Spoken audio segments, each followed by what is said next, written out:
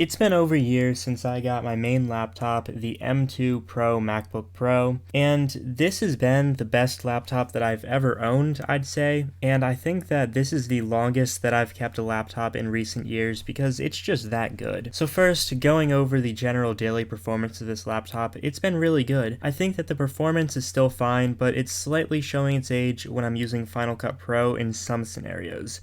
But most of the time, it's been just fine, not an issue there. I don't think that the performance will be an issue for a long time with this laptop, but it's still worth noting the slight performance decrease in the last few months. I still stand by what I said last year. I think that this thing honestly feels a little bit more performant than my Mac Studio. I want to talk about the display next, because that has been the most used component in this laptop. I have the brightness unlocked through a third-party app, and most of the time, this panel is pretty close to max brightness, and I really haven't seen any brightness degradation over the last year. The display panel on this laptop is the original panel still, and it's just about as good now as it was when I got it. I'm expecting the display's brightness to degrade after a while, but I find a lot of benefit in unlocking the brightness, so I'm going to keep using the display to its maximum potential. I've got a matte screen film on it, and that's to help with the glare that the factory glossy plastic panel has, and I highly doubt that having this on will damage the display panel like some people claim that it will. The battery on this computer has been fine for me. I did have to get the top case replaced a few months ago back in June for the keyboard and trackpad issues that I've mentioned in past videos. The battery is replaced with the top case on these laptops, and this battery has been in constant use since June,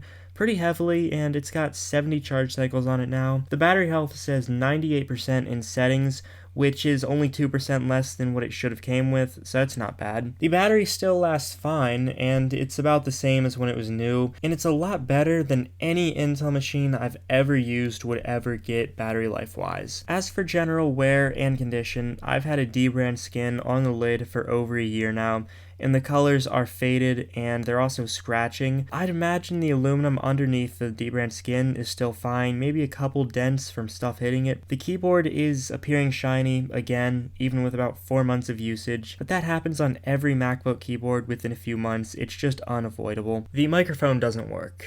That just happened one day. So I have to use continuity microphone with my iPhone whenever I don't have an actual USB microphone around. I'm going to take it to Apple for that because that's just annoying. I'm just worried that they'll have to replace my top case again and I'll be without a computer for like a week. Yeah, my microphone no longer functions. It's been like that for months now too. I just don't really want to take it in yet. I'll take it to Apple eventually though. There's some scratches around the charge port and the USB-Cs especially, since the space gray paint has scratched off, and there's also some scratches and dents around the corners of the laptop. This is all expected for my usage. It just happens on a heavily used laptop like this. I don't have a case on it or anything like that. I just use it as if it was intended to be used like this. I don't really care, it's a daily laptop. I've spent nothing in repairs on this laptop, and since the top case replacement was free under factory warranty, I've gotten repairs done on it for free.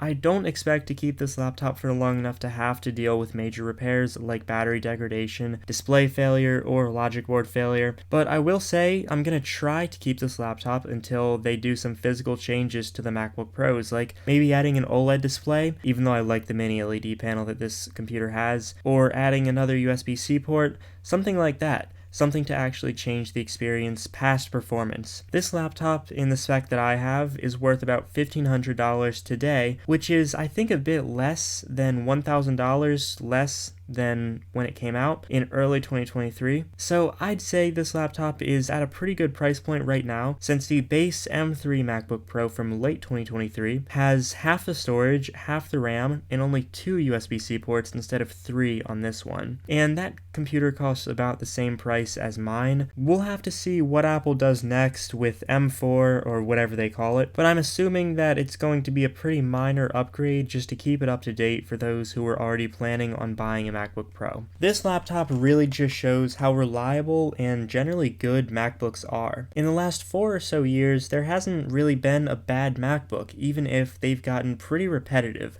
But they have a great design right now, and they're sticking with it. I'm probably not going to buy another Mac Studio or desktop Mac again. My Mac Studio has given me nothing but issues for maybe the last year and a half, maybe even since I got it. Thanks for watching this video. If you liked it, then a like would be appreciated.